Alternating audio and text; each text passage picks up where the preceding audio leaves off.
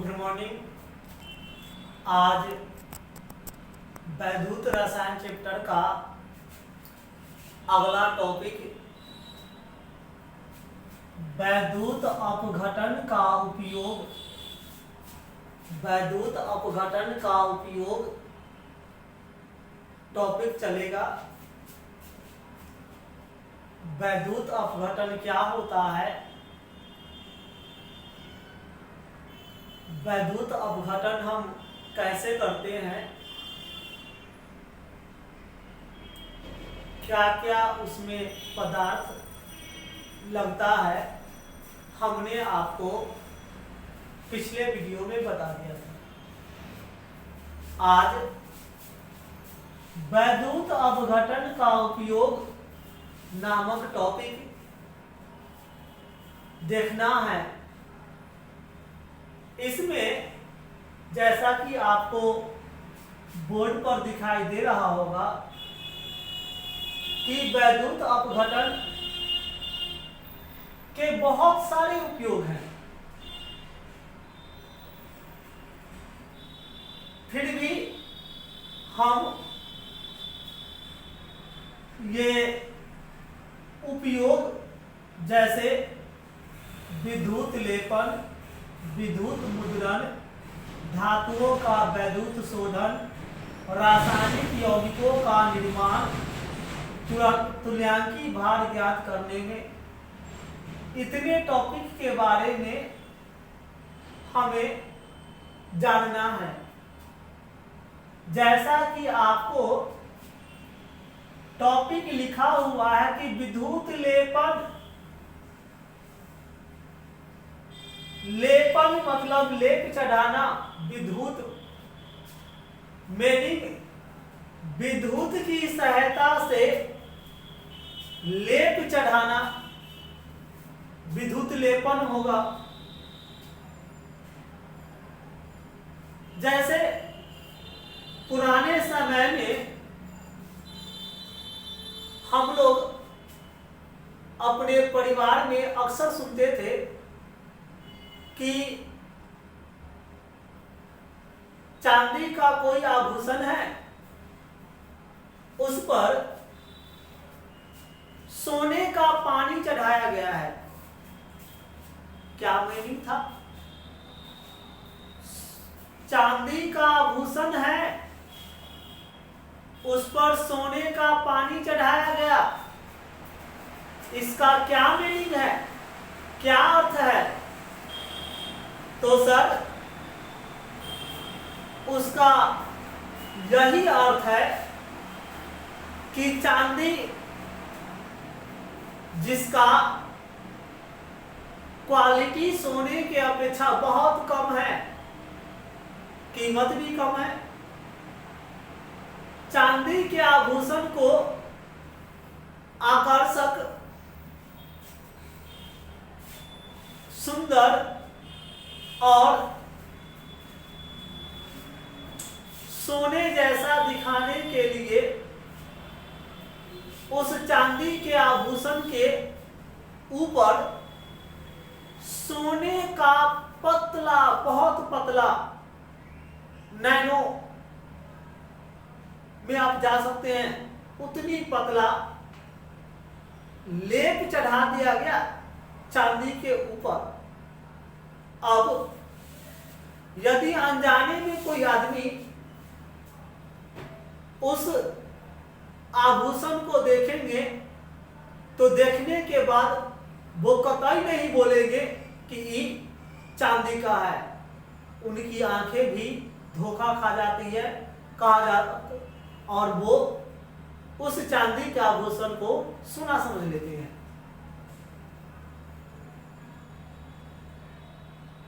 फिर से टॉपिक समझिए।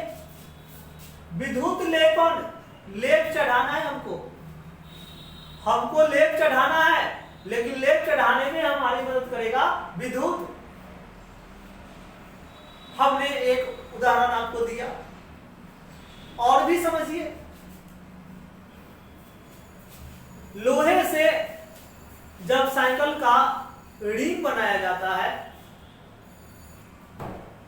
अथवा और अन्य पदार्थ साइकिल का हैंडल हो, ये बनाया जाता है। तो अक्सर सिद्धांत यही होता है कि उसमें जंग आ जाएगा। जंग से बचाने के लिए हम क्या करते हैं, तो जंग से बचाने के लिए उस लोहे के रिंग पर जिंक का पतला लेप चढ़ा दिया जाता है। लोहा मजबूत है, कठोर है, अर्थात लोहा अन्य किसी भी धातु की अपेक्षा मानव जीवन में सबसे अधिक उपयोगी है। लेकिन लोहे का खूबी है कि उसमें जंग बहुत ही तेजी से आता है। जंग के कारण प्रति साल कई टन लोहा खराब हो जाता है और उसका कोई उपयोग नहीं रह जाता। अब जब लोहे के ऊपर जिंक का लेप चढ़ा दिया जाता है, लोहा में जंग नहीं लग पाता, लोहा सुंदर भी दिखता है, अधिक उपयोगी भी हो जाता है, जंग नहीं लगता है। मीनिंग क्या, तो लोहे का गुण था कि वो मजबूत, अधिक उपयोगी था, लेकिन जंग अधिक आते हैं। जिंक कोमल धातु है, आप हाथों से तोड़ सकते हो, लेकिन जिंक का ऑक्साइड उतनी आसानी से नहीं बनता जितना आसानी से लोहा का ऑक्साइड बनेगा। अर्थात यदि लोहे के ऊपर जिंक का लेप चढ़ा दिया जाए तो लोहा का जंग लगना रुक जाता है। मीनिंग कि लोहा संचार रोधी हो जाता है, अधिक दिनों तक चलता है। विद्युत लेपन का मीनिंग सर यही था। अब यदि डिफिनेशन सुनिएगा तो सुन सकते हैं। पहली एग्जांपल में हमने आपसे बात किया था कि चांदी के आभूषण के ऊपर सोने के आभूषण का लेप चढ़ा दिया जाता है और वह चांदी का आभूषण देखने में सोना जैसा दिखता है। मतलब चांदी कम कीमत, कम क्वालिटी, कम गुण वाली धातु के ऊपर सोना अधिक कीमत और अधिक गुण वाली धातु का पतला लेप चढ़ गया, चांदी का गुण छिप गया, सोना का गुण दिखना शुरू हुआ। इसी तरह लोहे के ऊपर जिंक का लेप, जिंक संचार रोधी है, लोहा में संचार होता है, और लोहे के ऊपर जिंक का लेप चढ़ जाने से लोहा में जंग लगना बंद हो जाता है। अर्थात हम यदि विद्युत लेपन का डिफिनेशन जानना चाहें तो हम कह सकते हैं कि वैसी प्रक्रिया जिसमें निम्न गुण वाले धातु को संचार रोधी और आकर्षक बनाने के लिए, वैसी प्रक्रिया जिसमें निम्न कोटि के धातु को संचार रोधी, आकर्षक और अधिक उपयोगी बनाने के लिए उस पर उच्च कोटि के धातु का पतला लेप चढ़ाया जाना विद्युत लेपन कहलाता है। फिर से सुनिए, निम्न कोटि के धातु को संचार रोधी, आकर्षक और अधिक उपयोगी बनाने के लिए उस पर उच्च कोटि के धातु का लेप चढ़ाना विद्युत लेपन कहलाता है। अब रही बात कि विद्युत लेपन हम करते कैसे हैं, विद्युत लेपन हम कैसे करते हैं, तो सर हम आपको समझा करके बात करते हैं। ध्यान से सुनिएगा, लिटरेचर टाइप का टॉपिक है, आप सुनिएगा तो ही आपके लिए बेटर होगा कि अधिक समझ में आएगा। हम ये कहना चाहते हैं आपसे कि विद्युत लेपन का डिफिनेशन तो हो गया, एग्जाम्पल भी हो गया। डिफिनेशन क्या? तो वैसी प्रक्रिया जिसमें निम्न कोटि के धातु को संचारोधी, आकर्षक और अधिक उपयोगी बनाने के लिए उस पर उच्च कोटि के धातु का पतला लेप चढ़ाया जाना विद्युत लेपन कहलाता है। विद्युत लेपन में हम क्या करते हैं? तो इस विधि को पूरा करने के लिए एक बर्तन लेते हैं। इस बर्तन को आप विद्युत अपघटनी सेल के नाम से पढ़े हैं पिछले वीडियो में। विद्युत अपघटनी सेल, विद्युत लेपन करने के लिए हमें विद्युत अपघटनी सेल वही बनाना पड़ेगा। उसमें हमें एनोड चाहिए, कैथोड चाहिए। अब चर्चा इस बात का हो कि एनोड किस धातु का होगा और ये कैथोड किस धातु का होगा। तो ध्यान देना सर, जिस धातु का लेप चढ़ाना है हमें, जिस धातु का लेप चढ़ाना है हमें, जिस धातु का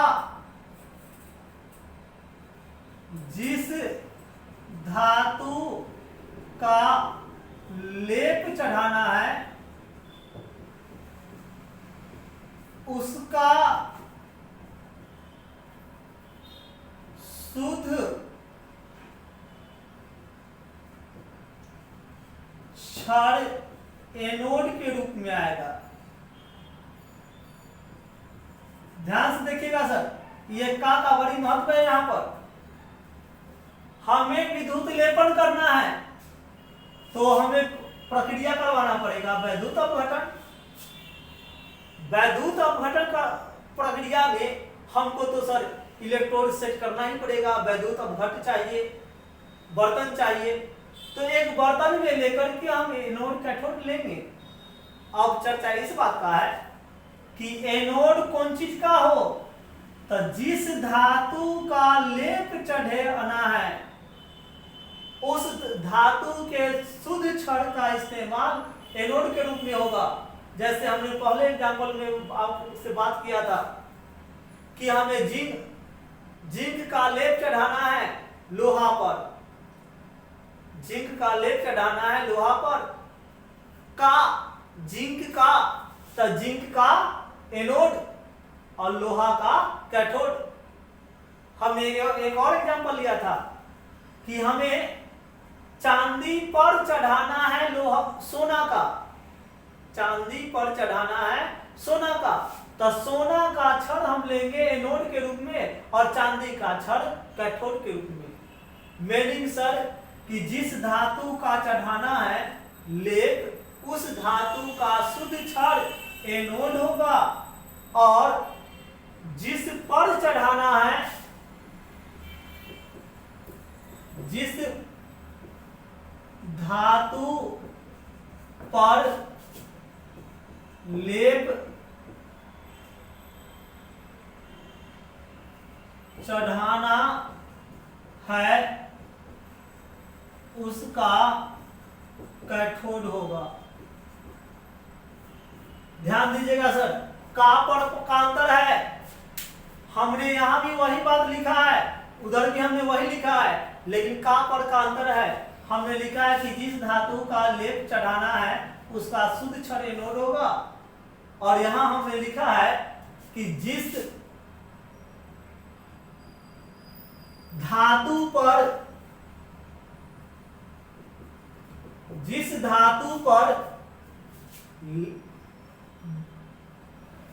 हाँ सर लिखा हुआ तो था ही, जिस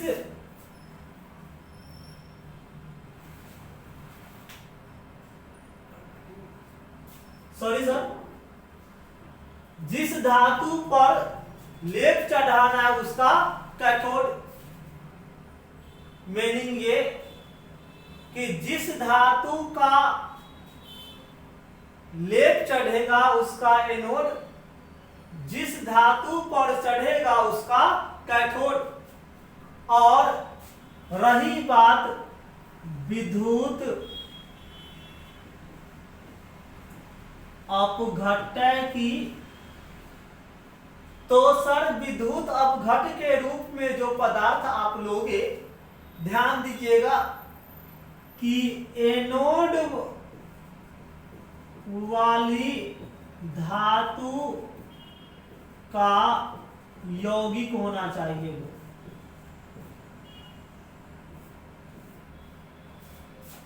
मीनिंग ये कि विद्युत लेपन करवाना है तो हमको एक बर्तन में एनोड चाहिए, कैथोड चाहिए। एनोड कौन चीज का चाहिए? तो जिस धातु का लेप चढ़ाना उसका शुद्ध क्षण एनोड, और जिस धातु पर लेप चढ़ना है उसका कैथोड। विद्युत अपघट्य कौन चीज का? तो जिस धातु का हम आप एनोड लीजिएगा उसी धातु का यौगिक, जिस धातु का एनोड लीजिएगा उसी धातु का यौगिक विद्युत अपघट्य के रूप में इस्तेमाल होगा। मीनिंग सर, हम आप सबको सिद्धांत बता रहे थे, अब हम कोई एग्जाम्पल के तौर पर इस बात को सेट करते हैं। हम मान लेते हैं कि हमें जिंक का लेप चढ़ाना है, किस पर? लोहा पर। जिंक का लेप चढ़ाना है लोहा पर, तो जिंक धातु का लेप चढ़ाना है तो उसका क्षण, मीनिंग जिंक धातु का क्षण एनोड, लोहा धातु पर चढ़ाना है तो लोहा धातु का कैथोड। हमने एनोड के रूप में जिंक लिया तो इस बर्तन में वैद्युत अपघट्य के रूप में भी हमें वैसा ही यौगिक लेना पड़ेगा जिसमें जिंक की उपस्थिति हो। यदि हम चांदी पर सोना का चढ़ाते तो सोना का क्षण एनोड के रूप में, चांदी का क्षण कैथोड के रूप में, और सोना के यौगिक का इस्तेमाल विद्युत अपघट्य के रूप में। मीनिंग ये कि हमने जब जिंक का लेप लोहा पर चढ़ाना है, जिंक का लेप लोहा पर चढ़ाना है तो जिंक का शुद्ध क्षण एनोड और लोहा का शुद्ध क्षण कैथोड। अब जिंक का एनोड है तो एनोड वाली धातु ही विद्युत अपघट्य होगा। मीनिंग हम इसमें जिंक का ही कोई यौगिक, जैसे जिंक सल्फेट का जलीय विलयन क्या कहलाएगा सर? विद्युत अपघट्य के रूप में इस्तेमाल होगा, और तब कहीं जाकर के हम विद्युत लेपन पूरा कर सकेंगे। और इस प्रक्रिया में क्या होगा? तो इलेक्ट्रिक करंट देने के बाद एनोड वाली छड़, जैसे लोहा के छड़ में जंग लगता है, खंगलता है, वैसे खंगलेगा और विलयन में जाएगा जिंक डाइपॉजिटिव के रूप में। पहले से जिंक उपलब्ध है विलयन में, और छड़ से भी जिंक डाइपॉजिटिव निकल करके विलयन में, यहां विलयन में जिंक डाइपॉजिटिव का सांद्रण बढ़ जाएगा, विलयन में जिंक डाइपॉजिटिव का सांद्रण बढ़ जाएगा और वो विपरीत पोल की ओर गमन करेगा, अर्थात विलयन में बढ़ा हुआ जिंक डाइपॉजिटिव आयन की सांद्रता जो बढ़ा हुआ है वो विलयन से कहां मुक्त होगा? कैथोड पर मुक्त होगा, अर्थात कैथोड वाली छड़ पर जिंक धातु का महीन लेप आ जाएगा, अर्थात विद्युत लेपन पूरा हुआ। जिस धातु पर जितनी मात्रा में लेप चढ़ाना होता है उसी मात्रा के मुताबिक विद्युत धारा दी जाती है। गैल्वेनोमीटर और अन्य विद्युतीय उपकरण का इस्तेमाल होता है और अभी के दौर में अब ऐसी प्रोसेस, ऐसी स्थिति का इस्तेमाल हाथों से न बना करके विद्युत लेपन करने वाली मशीन ही आ चुका है, जो आभूषण निर्माण करने वाला लोग अथवा लोहा फैक्ट्री में लोहा धातु पर जिंक चढ़ाने के काम में अब मशीनरी सिस्टम से ही काम होता है। तो इस तरह विद्युत लेपन हम कैसे करेंगे उसका डाटा हम आपको बता दिए। मान लेते हैं एक और एग्जांपल कि हमें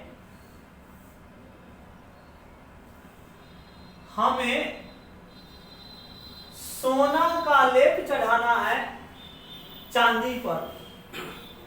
सोना का लेप चढ़ाना है चांदी पर, तो हम सोना के शुद्ध क्षण का इस्तेमाल करेंगे एनोड के रूप में। और चढ़ाना किस पर है? तो चढ़ाना है चांदी पर। तो चांदी का क्षण कैथोड के रूप में। अब जब एनोड के रूप में हमने सोना लिया है तो सोना का ही यौगिक हम लेंगे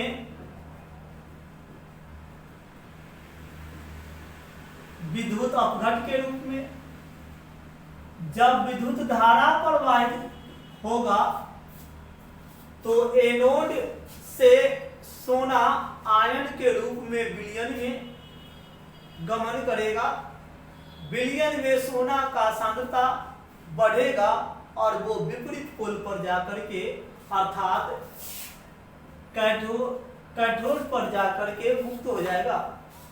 कैथोड का क्षण चांदी का है, अर्थात चांदी के ऊपर सोना का महीन लेप आ जाएगा, अर्थात हम लोग का विद्युत लेपन प्रक्रिया पूरा होगा।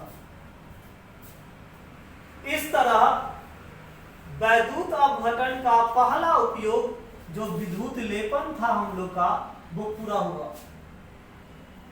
इस सिद्धांत को ध्यान में रखिएगा। तो हमने दो एग्जाम्पल लिया, जिंक का लेप लोहा पर, सोना का लेप चांदी पर।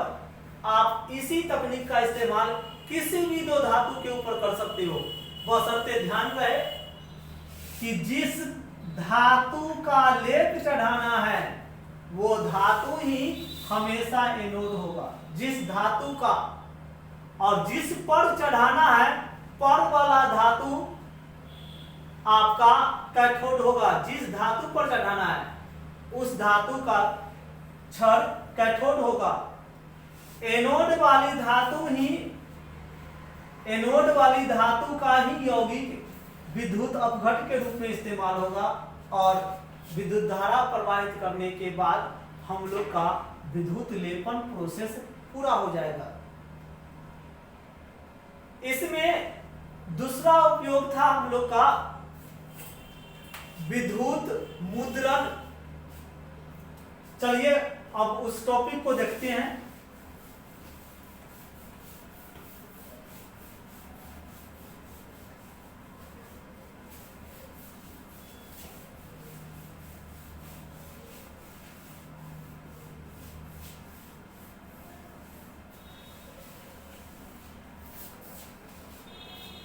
ये विद्युत मुद्रण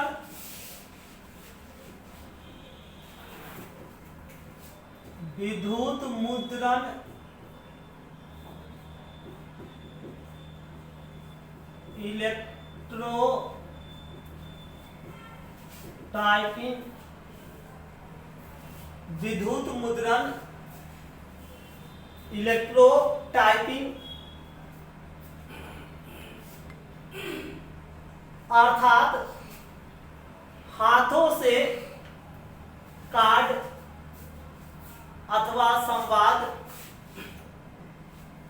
छापने का ये तकनीक है विद्युत मुद्रण। मीनिंग ये कि हम तख्ता से बना हुआ 4 कोने वाली गत्ता लेते हैं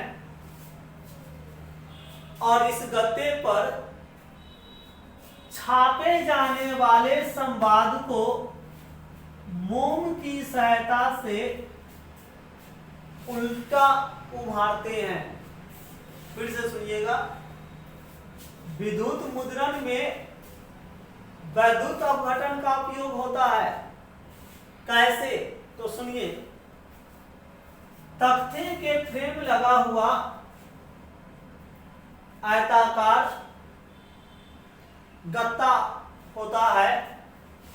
उस गत्ते पर पुराने समय में कंप्यूटर टाइपिंग नहीं सर, कंप्यूटर से जो छपाई होता है, मुद्रण होता है, उसकी बात नहीं कर रहे, ये हाथों वाली छापाखाना का बात हो रहा है।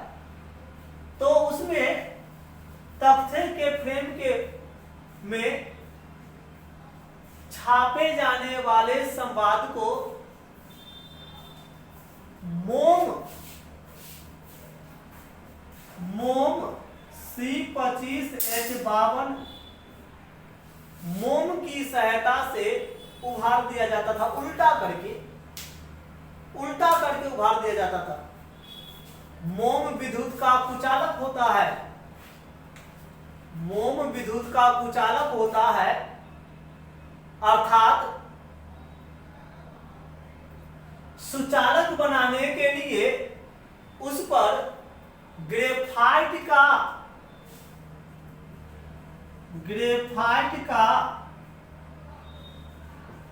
चूर्ण छींट देते हैं, ताकि मोम जो विद्युत का कुचालक है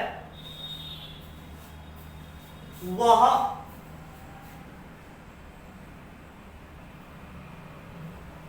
ग्रेफाइट चूर्ण के कारण विद्युत का सुचालक हो जाए।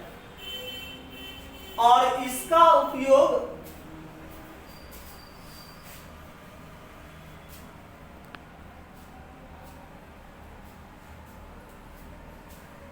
कैथोड के रूप में, बड़ा सा बर्तन लेकर के कैथोड के रूप में कर दिया जाता था, और एनोड के रूप में तांबे के छड़ को डाला जाता था। कॉपर सल्फेट विद्युत अपघटन, और विद्युत धारा प्रवाहित करने पर कॉपर सल्फेट विद्युत अपघट होता है। विद्युत धारा प्रवाहित करने पर कॉपर धातु जमा हो जाता है इस प्लेट पर, और छापे जाने वाला अक्षर पहले से और अधिक कठोर हो जाता है। इसके बाद इसको विलयन से बाहर निकालकर शीशा का प्लेट इसके पर रख करके हमें जैसे रंग से छापने की जरूरत पड़ती है वैसा रंग डाल करके छपाई का कार्य शुरू किया जाता है। अर्थात विद्युत मुद्रण में वैद्युत अपघटन प्रोसेस का इस्तेमाल हो जाता है। हम लोग का अगला टॉपिक था धातुओं का विद्युत शोधन। धातुओं का विद्युत शोधन। तो सर, धातुओं के विद्युत शोधन में भी विद्युत अपघटन का इस्तेमाल होता है। कैसे, वो देखिए। यदि हमें तांबा को शुद्ध करना है,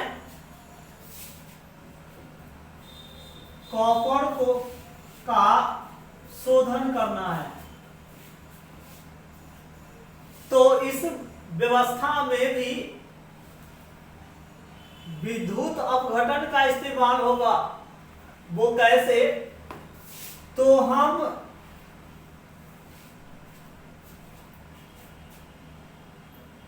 अशुद्ध तांबा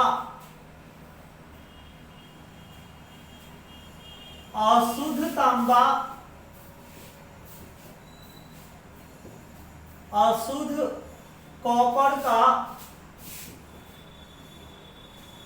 एनोड लेंगे, शुद्ध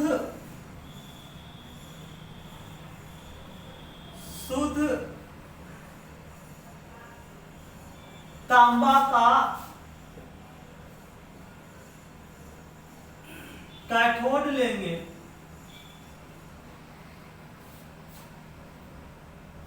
और इसमें तांबा धातु का ही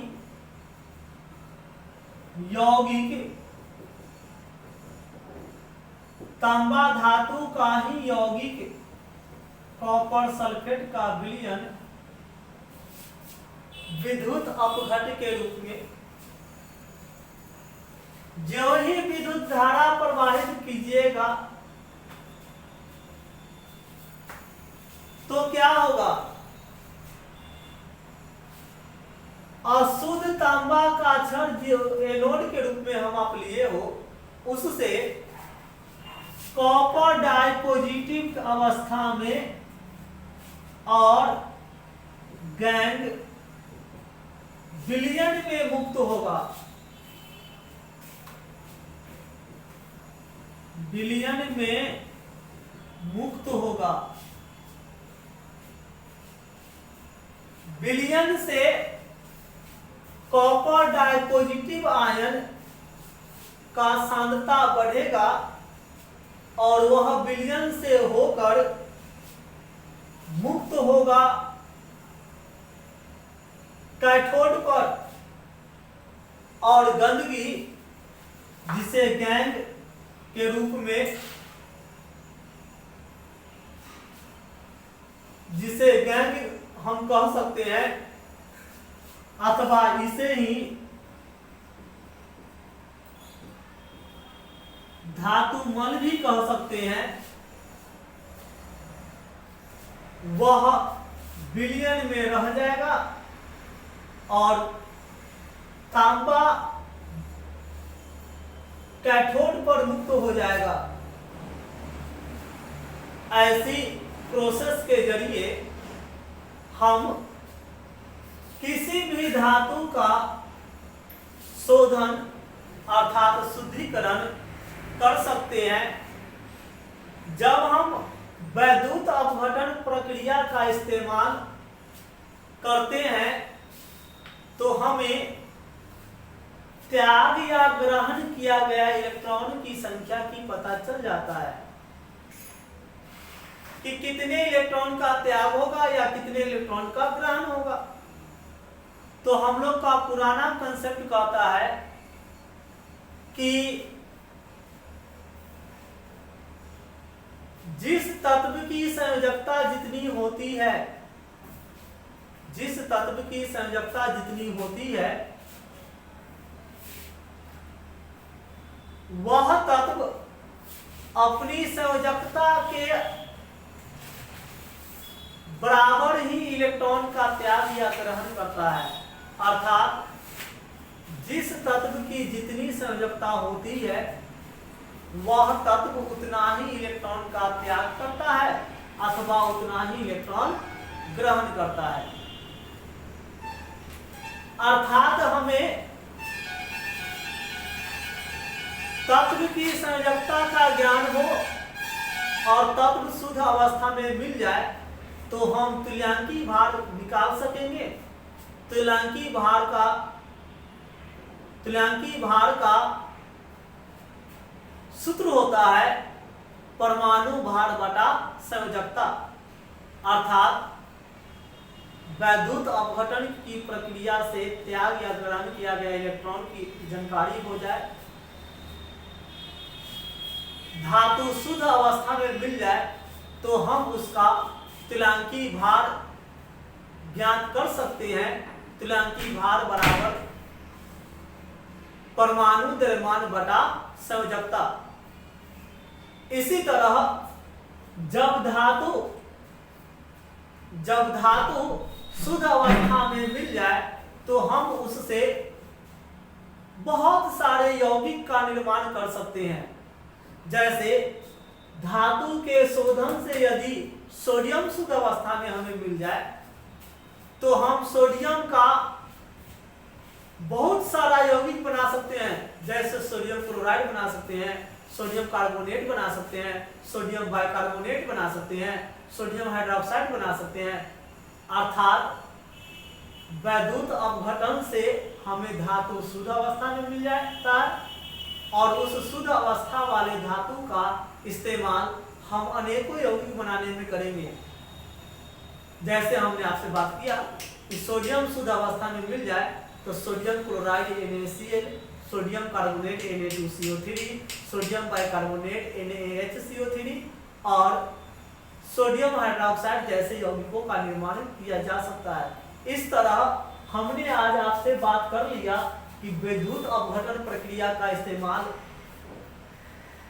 क्या हो सकता है। तो हमने 4 या 5 विद्युत उपयोग की बात आपसे किया।